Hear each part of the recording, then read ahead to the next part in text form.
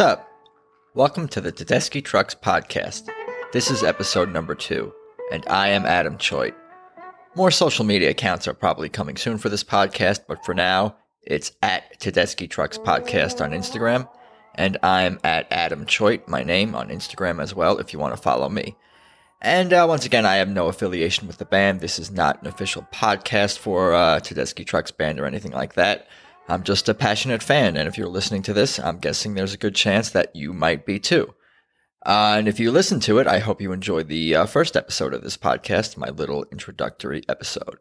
Just a heads up, everyone and their mother has been on Skype and Zoom lately, and there's definitely been a bit of a learning curve for me as well with doing only web-based interviews now. So what I'm saying is I'm going to continue to just every week do the best I can to put out the best quality audio I can for you guys. So I definitely appreciate your patience and consideration with the technical stuff. Now that that's out of the way, for episode number 2, I have my first guest. His name is Josh Brick.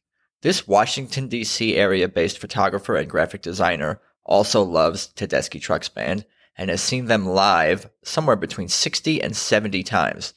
And he has been taking photographs of them for quite some time now. And we had a fun conversation, so I say, let's just get into it. Here's Josh Brick. So it's good to see you today, Joshua Brick. Josh Brick, do you prefer Josh or Joshua? Josh Brick. Josh Brick, thanks for joining me on the Skype here virtually. Yeah, man. How's it going? You hanging in there during this crazy time? It's, all things considered, not bad for us here. So, I mean, we've just been staying home for like the last, ever since the Brothers show, basically at Madison Square Garden. I went to that. That was March 10th. So March 11th, I mean, I haven't been in public since then, basically. Wow. Now let me ask you the most important question. How much toilet paper do you have? How are we doing? I'd say actually just scored some today. Wow. She went to the store this morning. She said she was like, I'm a little, I feel like we don't have like what we need. So she needed to go get the shit at the food store, pardon the language. And so anyways, she got some toilet paper. She just comes home with some TP. So we're good. Wow. We're good. That's like gold these days. Yeah, I was like, where'd you find this? Yeah. Well, you lucked out. I'm good for now as well. For now. But yeah, for real, I hope everyone's staying safe out there and just I'm hoping for the best, my friend. Yeah, same here, man. Crazy time. So why don't you tell me more about yourself and we can get into it and tell me kind of where you grew up and we'll go from there a little bit about your background and, especially the music side of things. And yeah, for sure. Into it.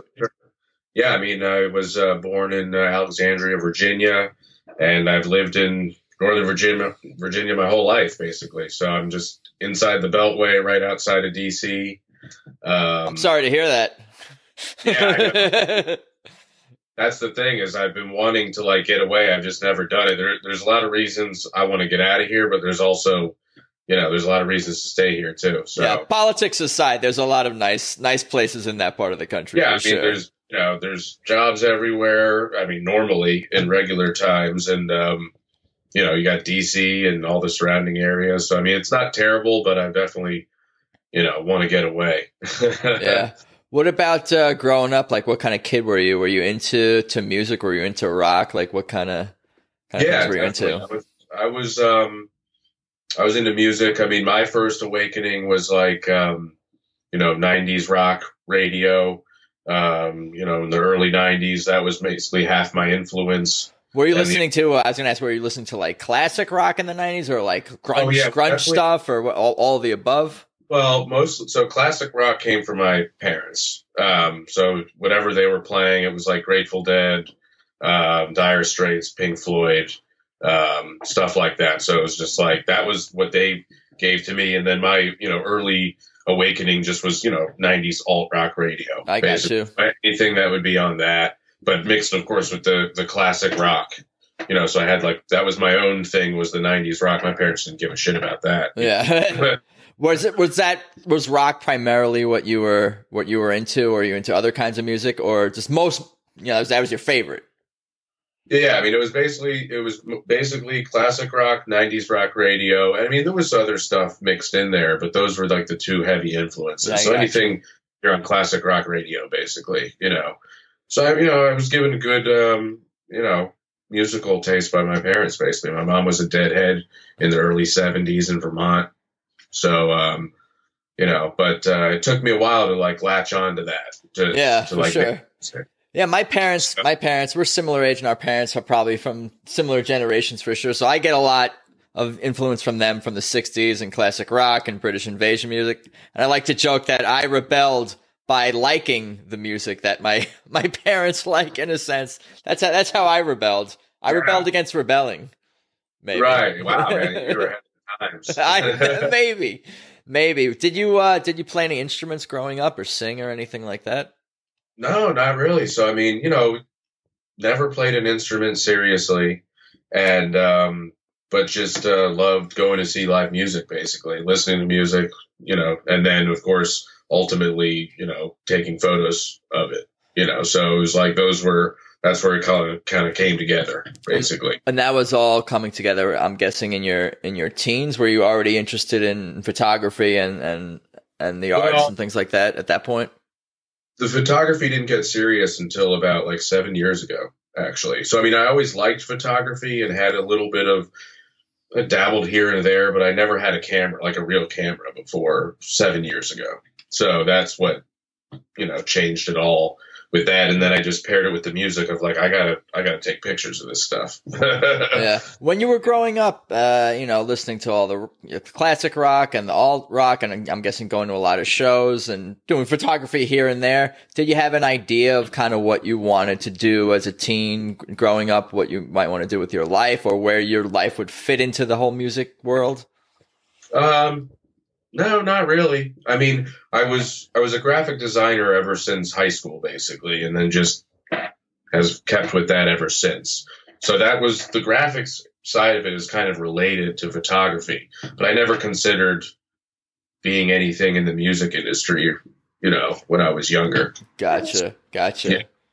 Okay, so then we graduate high school and we get to college, and that's kind of around the time you discovered Derek Trucks playing with the Allman Brothers and that whole scene. It was actually, it was a little after college, actually. So I graduated in 06 from James Madison in Virginia. And then I guess maybe the first time I saw Derek was like 2007 with the Allmans. That's so funny that you were into classic rock, and I'm guessing you even had some blues influences too, growing up. And I didn't really discover Derek Trucks until later, after, his era with the Allman Brothers myself, and I was into that kind of music. I knew of the Allman Brothers. I knew their hits and things like that. But for some reason, I kind of knew of Derek Trucks, the name, but I would never I don't know. I didn't become a hardcore fan right away for whatever reason. Yeah, no, I basically, the Allmans was my, gateway to him. And it was like, oh shit, who the hell is that? But that was still, 07. So, I mean, I was, at 23 at the time, I guess. Do the math. So, it still wasn't super early, in terms of middle school or high school. You weren't in before it was cool, but you're in. Yeah. That's all that matters. I mean, I love Derek and the Dominoes and the Allman Brothers and all that. But then, so when I saw Derek, I was like, wow. But then it was 2010. Well, 2007 is when I went on my musical journey, basically. What year was that? Did you say your musical journey? 2007. 2007. Yeah. So when you discovered Derek Trucks and got to become like a hardcore Allman Brothers guy and all that, was it something specific that led you down that road? No, I mean, I guess so. I saw him with the Allmans in 07. I guess that summer it was at Nissan Pavilion, one of those Live Nation amphitheaters or whatever. And that was when I was just like, holy shit, Derek Trucks, wow.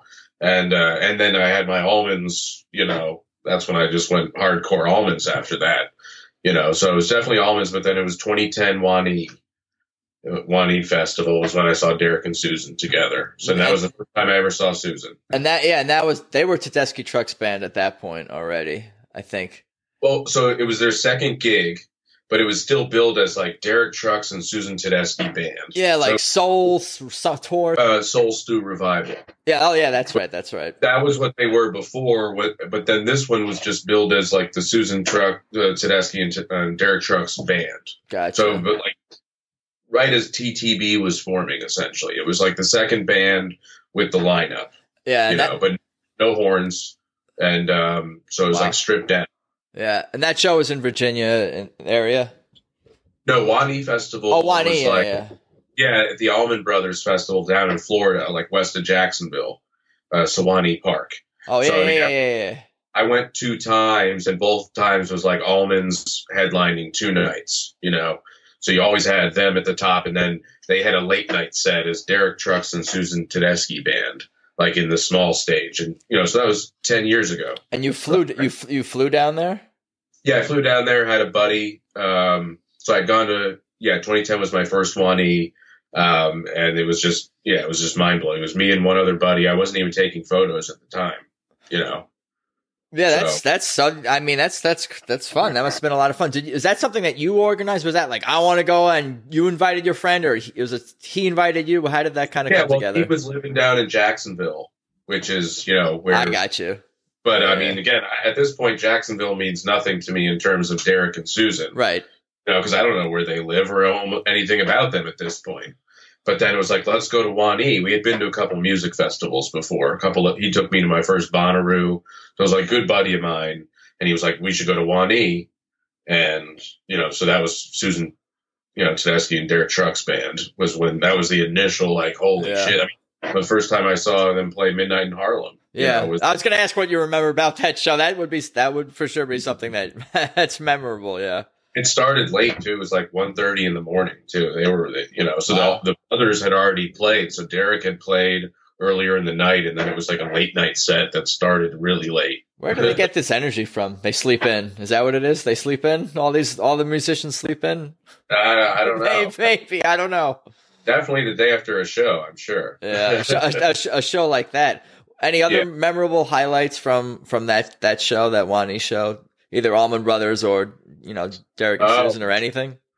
Well, yeah, I mean, Wani 2010 was my first exposure to Widespread Panic. First time I ever saw Widespread Panic. So I was like, mind-blowing. Oh, no, I guess I saw them briefly at Bonnaroo in 07, but I didn't really get the experience. You know, I mean, I went to Wani. It was like 2 nights of the Brothers, 2 nights of Widespread Panic, and then every other band was like, you know, Allman type, you know, connections and stuff. So it was like great lineup.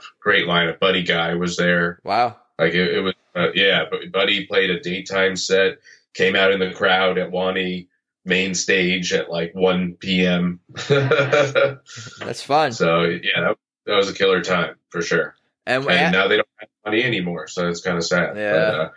But, Wanis, I wish I went to all of it. It was just amazing.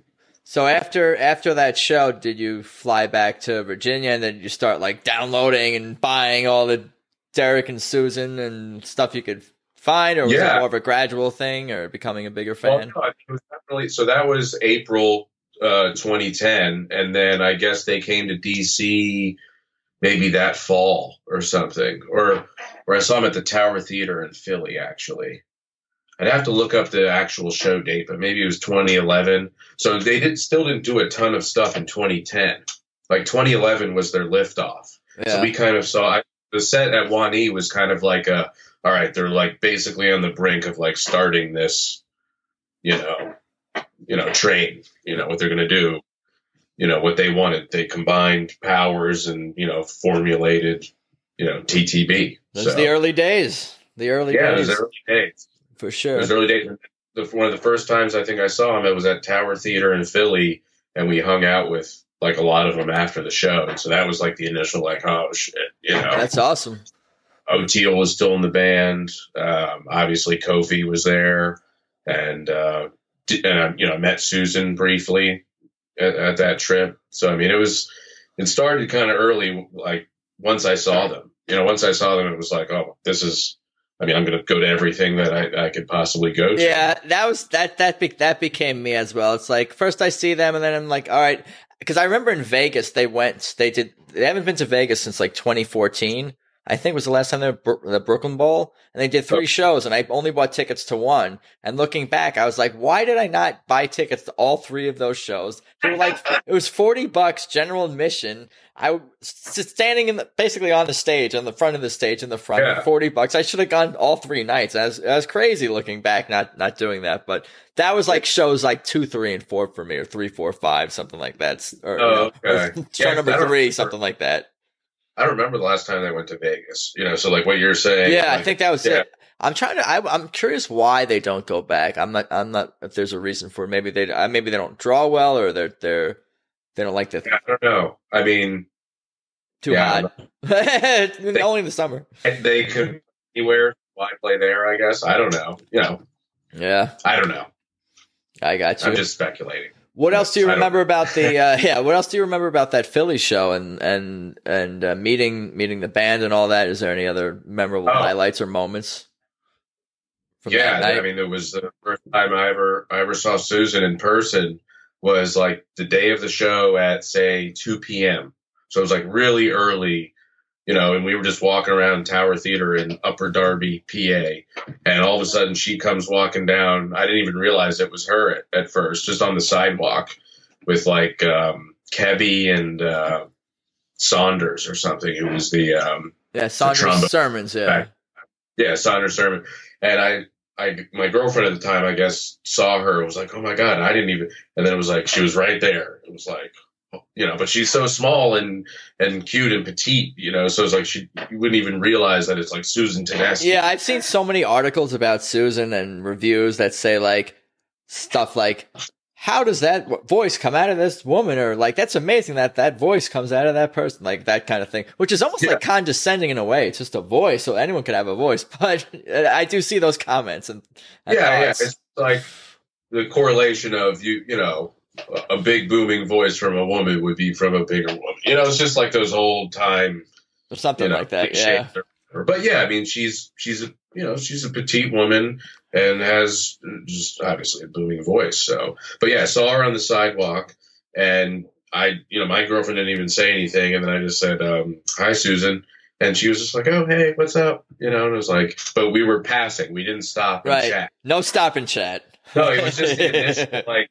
It was just I didn't know what to say, so I just said, "Hi, Susan," and she was so nice. And then we were past, and it was like, "Whoa, I can't even believe we just saw Susan Tedeschi." And it was all like, are you somebody that gets starstruck, or was it more that you were sort of starstruck by Susan?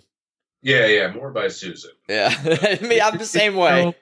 I mean, I like I like meeting musicians and stuff, but yeah, in general, it's like I don't get starstruck that easily. Yeah, I think.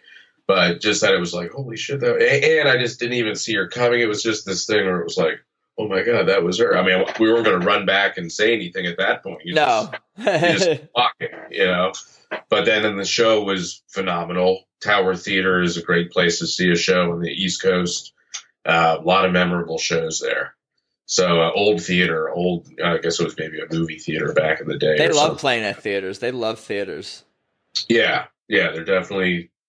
Theaters is their thing, which good and bad. But I guess so. What would you say? I'm curious. What would you say is some of the drawbacks of having of shows at theaters?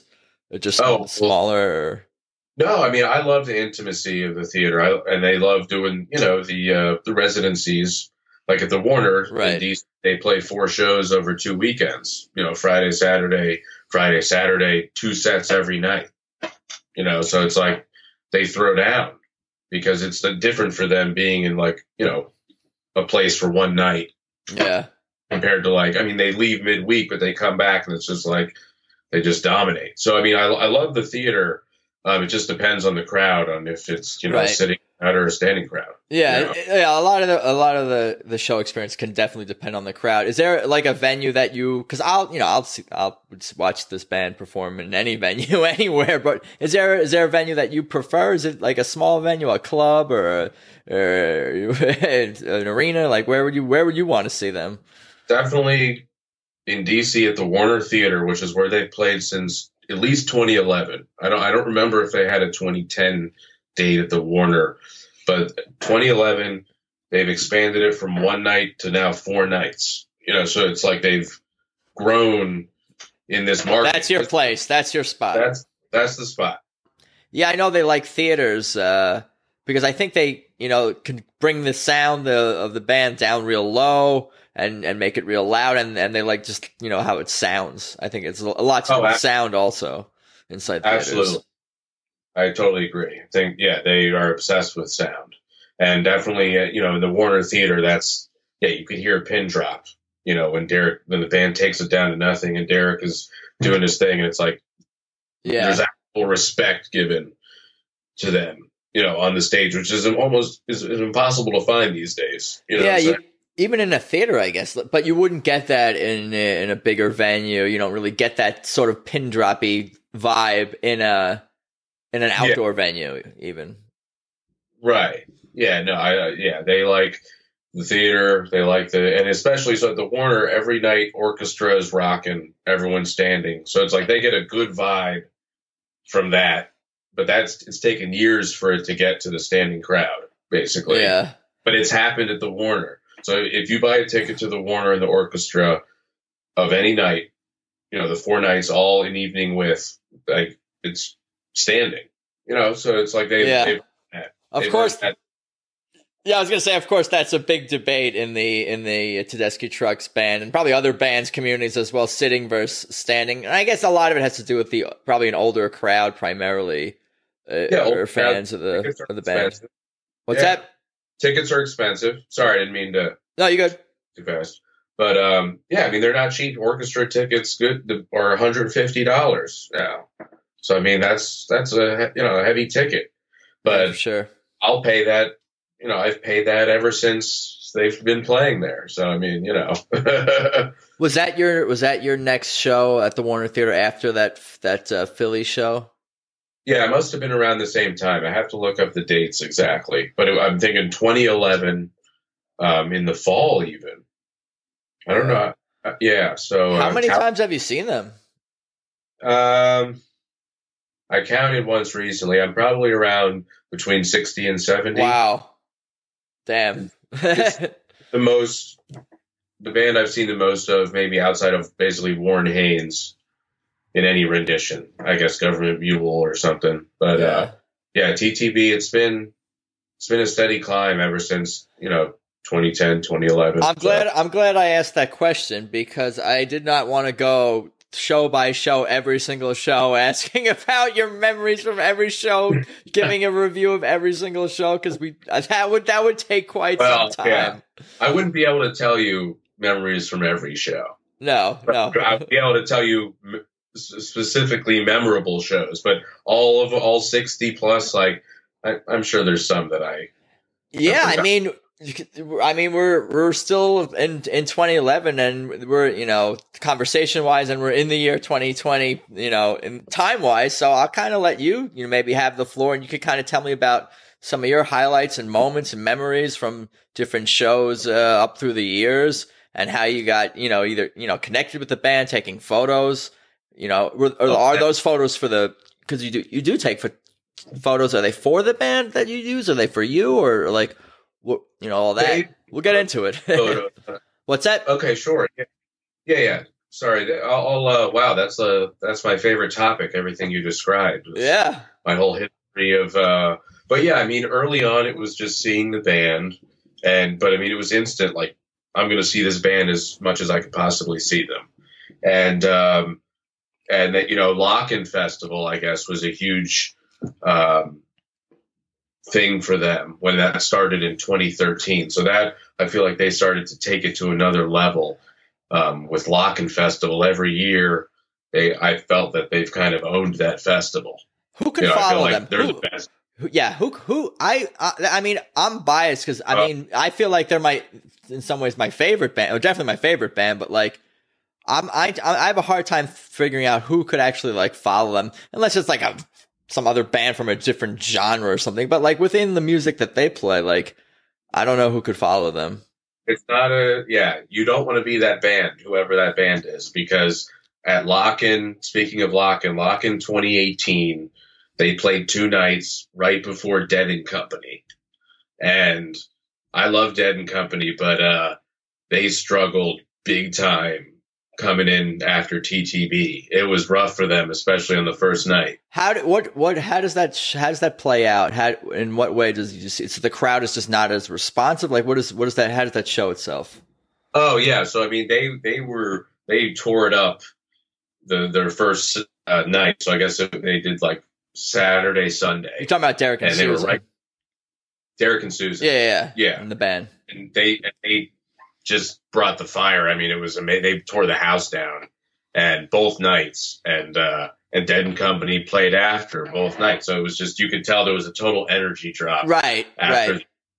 Oh my God. It was because, they went into the first night, they did, went into Whipping Post, and just, it was just insane. This was 2018. So I'm already, in the later years, but that was just an example of, Dead and Company, who's a very good band, but they sounded like shit after. Yeah. Well, they're more, late. They're Dead and Company. They're more laid back. Yeah. Derek and Susan is a soul funk powerhouse with horns and lots of things going on for sure. Right. Exactly. They're a powerhouse, 12-piece juggernaut. So, you just don't want to be the band that plays after they stop playing. I don't want to be, I'm probably speaking for a lot of guitarists. I don't want to be a guitarist that follows Derek either. And I feel like a lot of times just listening to him play and Susan play, and sometimes Susan does follow him. And I think that's pretty courageous, and she's an awesome guitar player herself, but that's a hard thing to do.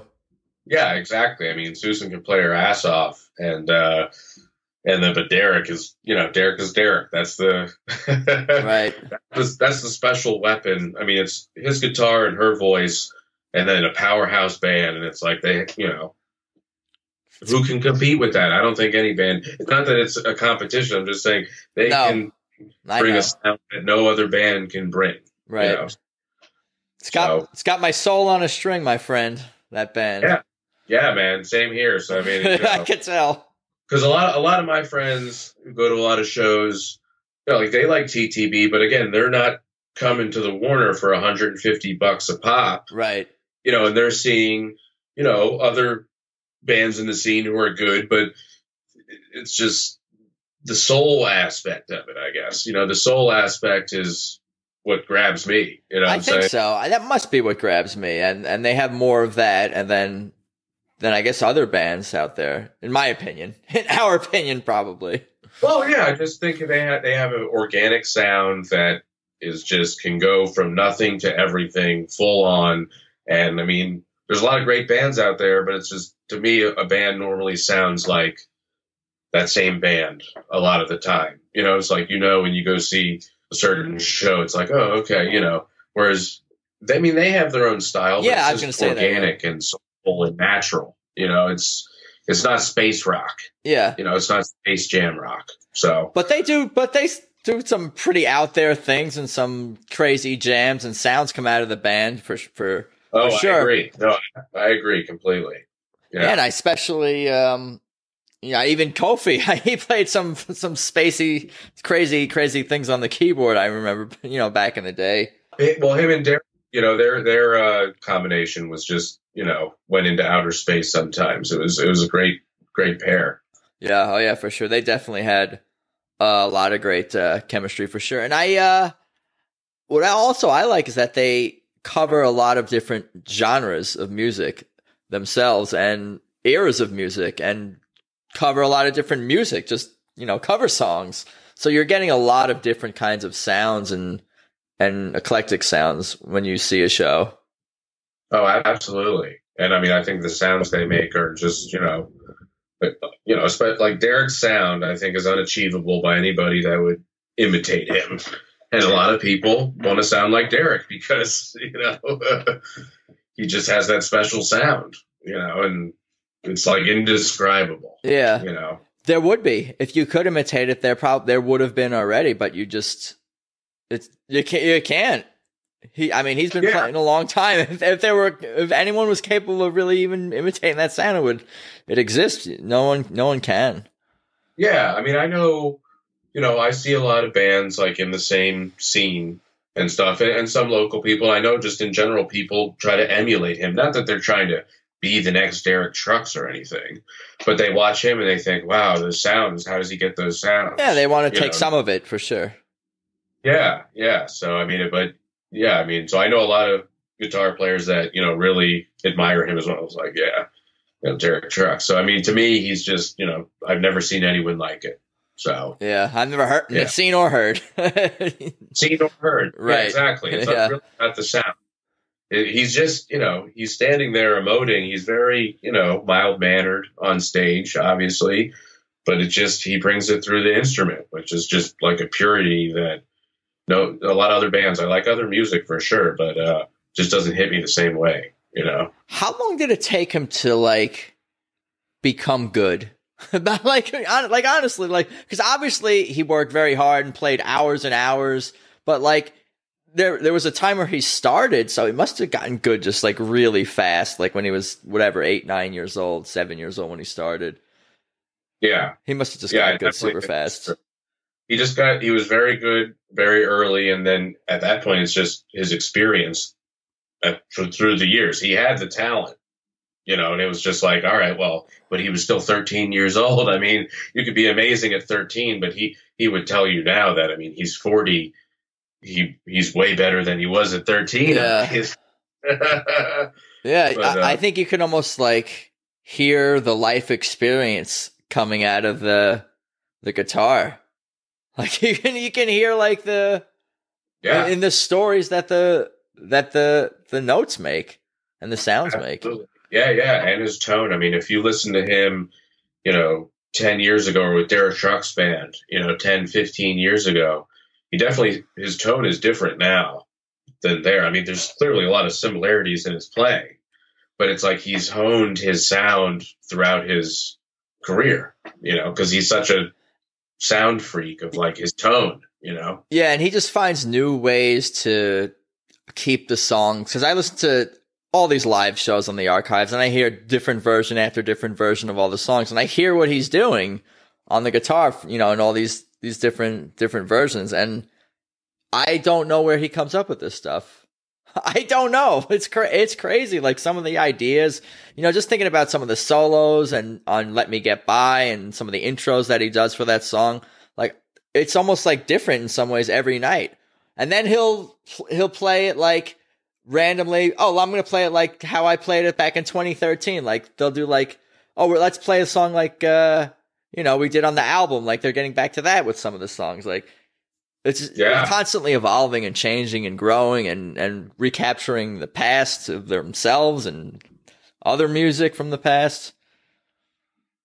Yeah, no, it's true. I mean, that's the thing. He's never stopped growing throughout his entire career. I mean, he was a child prodigy. There's a lot of child prodigies that, hey, great talent, but I mean, their career never goes the way it's exactly supposed to go or how they envision it when he's a 13-year-old kid, and it's he just, to me, has exceeded expectations, even as a child prodigy. So that's just my opinion on it. But yes, he achieves sounds, and his technique is like nothing I've ever seen. It just seems like watching him and Susan and the band from afar, that they're all just kind of in it for the right reasons, and that's the music more than anything. That's what it seems like. They're not in it for everyone wants to make money and make a living, but they're not trying to get on MTV, and they're not trying to get on the radio. They're not trying to do those types of things. They just want to be themselves, make their music, and put their efforts into that. Yeah, no, absolutely. They are. One thing about them is just, as a whole, the whole band, like you said, it's about the music. So, I mean, that comes as a sacred thing to them, the way that I view it. It's when they're on stage playing, it matters every time. You know what I'm saying? I mean, it always seems new. It's new. It's new. It always seems fresh, new. All these live shows that I listen to, every show I go to, it's its own new, unique experience. Yeah, no, I agree. It's the number of times I've seen them and thought that was the best show I've ever seen. Right, the current one is the best show. And then how long that's continued, it's unreal. Yeah, I mean, it's my parents make fun of me and say, "Oh, you always said it's the best show." So, well, it's the best show. Yeah, and the only thing that wouldn't make it the best show is not even them. It's really the crowd that would almost maybe make a show a 9.5 instead of a 10 or something like that. Basically, right. Well, yeah, the experience of the concert itself is definitely a big part of it. You know what I'm saying? So I guess it's not maybe going back and listening and thinking, oh, the notes or something, this is the best they've ever played. It was like when I'm there in the moment and experience the show and now document it, take pictures of it, I have an acute awareness of how I think it stacks up to other shows I've seen with them. Right. When did you get into doing photography for them? And I guess in general for concerts? So, first time I was gifted a real camera, which was like a $400 DSLR, crop sensor Nikon. So, I mean, not that expensive. 2013, that's when it happened, April 2013. And then I photographed them for the first time 2015 in August. So it was 2 full years before I ever photographed them. And so now, I mean, at this point, 2020, I've worked my way up. So, I mean, I've photographed them, I don't know, countless times at this point. So, but yeah, it's been, I've been lucky. So. And what do you do with the photos? Do you sell them? You put them on your website? Sorry, I'd always be shooting for a publication, Gotcha. Essentially. So that's how it started. But then now I've been with the same publication for over 2 years, DC Music Review. So I shoot exclusively for DC Music Review. It's I'm one of the core members there. So I don't shoot for anyone else, but I can still sell the photos. Do they send you out to see Tedeschi Trucks Band, or you have to go to them and be like, I want to cover this for you guys? Is it kind of understood? I mean, I try to catch them as much as I can. They've never hired me specifically to shoot for them, but they've purchased photos from me. Gotcha. Back. So, but it took a long time to get to that point. I mean, it was my relationship with them as a whole is basically my life's work, if you will. Yeah. It's the most important journey that I've taken essentially in my adult life, is photographing music, photographing Tedeschi Trucks Band, and then just taking that as far as I could go, which I'm still, working on every day, essentially. Yeah, I got you. And what about the graphic design? Is that your kind of primary gig, or is the photography the primary thing, or is it like both, or? Yeah, definitely the graphic design is my 9 to 5. Gotcha. Contractor, and then, but, photography is what I want to do. It's just really hard to make a living off of just photography. Right. I got you. Photography in general, unless you're like with National Geographic or something, But yeah, so I'm trying to get to that point where it could just be photography. That's definitely what I'm interested more than the graphic design, but it works together as well. So it's a good combination. I got you. Cool. I think we covered a lot. We covered your journey, the photography, graphic design, Derek, Susan, the Allman Brothers. Any other moments or memories you want to share? I don't want to take up too much more of your time. Hey, man. Well, yeah, I don't want to take up too much of your time. I appreciate it. Yeah. No, because I could talk about this for. I know. Me too. She hears. She's luckily agrees with me, so we're on the same page with all of this. Oh, that's great. Yeah, she's a photographer as well, so we have a nice little duo thing going. Get different angles. Angles. Yeah, Susan's a big fan of her, which helps a lot too. Wow, there you go. But I guess all I wanted to mention was a couple of shows, because I never went through I can't go through all the shows, right. But the memorable shows that I think pushed them to another level was definitely the 2015 Locken, Joe Cocker, Mad Dogs and Englishmen set that they did at Locken. Right. And that was, an extravaganza that, will never be recreated. Yeah, I've watched, I think I have watched and listened to every single, just about most of the shows that you've referenced. Maybe not this Philly theater show, but all the big festivals and the ones that are on you. If it's on YouTube, I've probably seen it. Yeah, I think there's been a video of that one up for ever since it happened. Yeah. But I mean, that was just, I didn't even want, I'm at a music festival, TTB and all the guests, everybody that came out with them, it was just insane, including, Leon Russell was on stage with them, playing his grand piano. This was like Leon, one of their heroes, Right. Derek and Susan and Leon Russell. But they just tore the house down. And then after that, I didn't even want to see music. Like, after that set, I was like, I don't want to go over and see Humphreys right now. I can be that way too. I almost like who can follow just me listening to other music. But of course, I listen to all kinds of music. Sure, of course. It's almost like I need a break from Tedeschi Trucks so I can go back and listen to Tedeschi Trucks and it will sound, just as amazing, Yeah. I mean, it's always a back and forth, I guess. I mean, right. When I see them, after they do the DC run every February, 4 nights, it's like, what are we going to do now?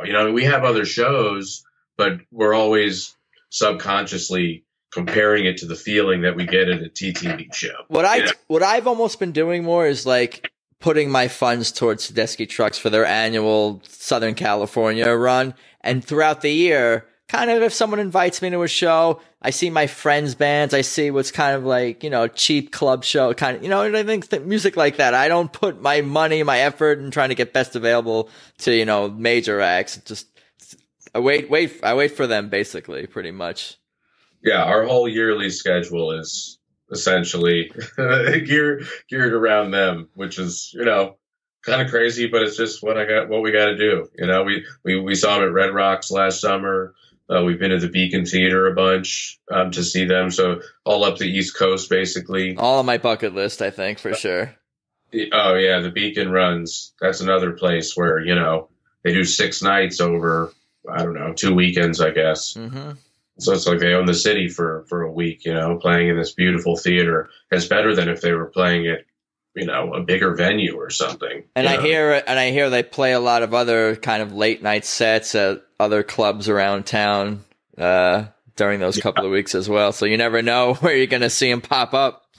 Yeah, in DC they do that. They got a place in DC, a couple places in DC they frequent. It's just a matter of who wants to play after the show is over. Yeah. Who wants to play more music, and a lot of them do. So they must like it then. They must. They have a good time. Yeah, of course. We just want to see them play music and be around them, just because it's always a positive experience. Like we always feel fantastic just being in their presence, watching them play. Whatever. They're just great to be around. That's the energy. That's the energy that they put out. Yeah, when you have a 12-person band, you got more people hanging out, than if you're a 4-piece, It's a party. Yeah, it's a party. So I mean, they're great. And 2015, that Lock-In show, for sure, the Mad Dog set, everyone talks about that. And then last year, they did the Layla set. Of course, Trey. yeah. We were not there. It was very upsetting to us. So, but we decided we were doing Red Rocks and Beacon Theater. And of course, this was after the February Warner Theater shows. So, I mean, and Wheels of Soul, which we didn't even touch on. So, yeah, so many. It's never, I've been to, some of these shows as well, some of the Wheels of Soul tour with Sharon Jones and the Dap Kings. I remember, I think that was 2015 also. 2015, yeah, because that was the first concert I shot of them was Wheels of Soul with Sharon Jones. So it was Sharon Jones and Susan. It was crazy. And then Doyle was there, it was Doyle Brahma also, which is like he writes songs with TTV. So it all really, that was the true Wheels of Soul. No doubt. Yeah. So, but I know I'm rambling at this point. No, it's all good. Like I said, I could do this all day. What are your plans for the rest? I mean, it's almost like, did they know about this? Because they did, they have time off now. They did not book any shows until like June or something like that. They planned this in advance or something. Yeah, it was a nice coincidence. It was a nice coincidence in a way for them that they didn't have, they were taking a break for a couple of months. Yeah. Normally they would go to Europe or do all this other stuff now. And now they decided after, I guess, the Ryman shows a couple weeks ago, 2 or 3 weeks ago, which kind of when, the coronavirus was starting, right. I guess it was a little before that. But anyways, they weren't going to play till Wheels of Soul, in the summer. So whenever that starts, late June, Yep. Or something like that. So, but who knows? I mean, at this point, we're just kind of expecting the worst and hoping for the best. Whatever. Right. They announce. A lot of musicians are canceling summer. Summer tours already, because it's so up in the air. It's not even worth it to have on the calendar, I guess. You might as well wait, and then when you know more information, then start planning a tour, I guess. Yeah. So, I mean, it's going to, we're almost in April now, so we'll see what happens. But I'm not, I don't even know if Locken might happen. And that's, I guess they moved it to June, which isn't that far from now. So.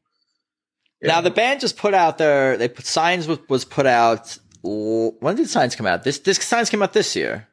No. 2019. Yeah, January 15th. Right, yeah. Yeah. I'm losing my mind, yeah. Signs came out last year. So they're not really in the studio. Are they writing right now? Is everyone just kind of set on their own, you think, pretty much? It is a legitimate break. No writing, no studio, this kind of stuff. Yeah.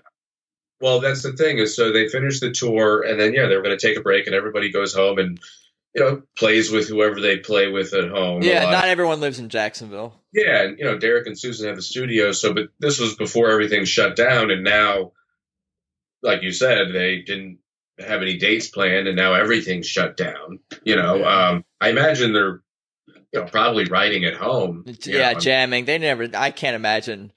But the band is together at the moment. You know what I'm saying? I mean, they're off tour. Right. Does Derek ever say, I don't feel like playing today? I doubt it. Yeah, probably. I mean, I don't know. He has a lot of interest, I know. Like, he's interested in a lot of stuff, and he has a good time. But I feel like he's always going to want to take his guitar. Right. It's a natural extension of his hand. Yeah, he can enjoy fishing, but, that's then come back in and, play a couple of licks for sure. Yeah, maybe they ought to put out a few Instagram videos or a few Facebook Lives for us, or do something. Give us some content. Well, they've reshown 2 shows online for free. I want new content. No. Oh yeah, you want new content? No, right. I appreciate that. I appreciate all the shows. Oh yeah, sure. Some live would be nice. I mean, we've been hoping that because they can just do a duet, Derek and Susan. Right. I love those little videos that they put out, the backstage stuff with all the green room jams and what the porch jams with Kofi, all those things over the years. I love to see that and listen to that stuff. Yeah. I don't know. Maybe we'll get some new content. Yeah. I'll tweet at them and demand it. But for sure. I appreciate your time. I'll let you enjoy the rest of your evening. You're wearing your New York City Tedeschi Trucks Band shirt right now. I see that. Beautiful. Yeah, I don't know. This is 2017 or something. I don't know. Nice. All the years blend together. What's that? Yeah, all the years blend together. I know when Warren comes out with them. I know. I remember those times. Yeah. Why don't you tell people where they can find and follow you, your website, anything like that? Oh, sure. Yeah, I mean, so, some people in the TTB community know my work. Josh Brick Graphics is my, company name. I just added graphics onto the end, which photos, are graphics. So it works together, But, Josh Brick Graphics on Facebook, joshbrickgraphics.com, Instagram, same thing. So it's just pretty easy all the way through. But I post pictures of them, I don't know if it's daily, but multiple times a week. That's often enough. Definitely Tedeschi Trucks Band Tuesday, for sure. But yeah, I'm always posting. That's the one thing about being quarantined is I have all these photos, just say in the last year of them, that I can finally go back and really dig through. And it's like, I didn't even get a chance to look at these because they're playing another show tomorrow and I get a ton more photos. Yeah, for sure. So now I'm able to look back at a lot of the, their shows, and it's fun. I turn on the audio, the concert, and go through edit photos. Nice. It's got a whole thing going on over there. Yeah. I mean, I'm obsessed with, I'll admit it, I'm obsessed with this band, and, they're just, to me, the best thing I've ever seen. So. Yeah, it's funny to talk to someone who's like me, basically, in that regard. It's quite sure. something. Yeah. A lot of our close friends we can have this kind of conversation with. Yeah. They're TTB. They've seen the truth. Nice. But I mean, it's not, like I said, I got a lot of friends who love a lot of other bands. TTB is not their number one band, but we see a lot of TTB people a lot. 'Cause we, just at the shows and we see the same people. Yep. So, but yeah, man, it's been good talking. I know I've been rambling. All good, my friend. I enjoy listening. So there you go. My conversation with Josh Brick. That was a lot of fun, and I again thank Josh for his time. The two of us, I'm pretty sure, can both talk Tedeschi Trucks Band all day, 24/7, which is good, because I'm definitely down to have Josh again on the show again sometime in the future. For now, check out Tedeschi Trucks Podcast on Instagram. That's at Tedeschi Trucks Podcast. And of course, remember to tap subscribe or follow on iTunes, Spotify, or whichever way you listen to this show. And I also have another podcast called People We Love Podcast. What I do is interview people from all walks of life, often comedians and other artists here in Los Angeles. I talk to them about their lives and careers. It's casual conversation, but I also ask everyone to highlight one person who inspires them. It's been a lot of fun. People We Love Podcast. Anyway, thanks again for listening. I appreciate your time, and let's talk soon. Later.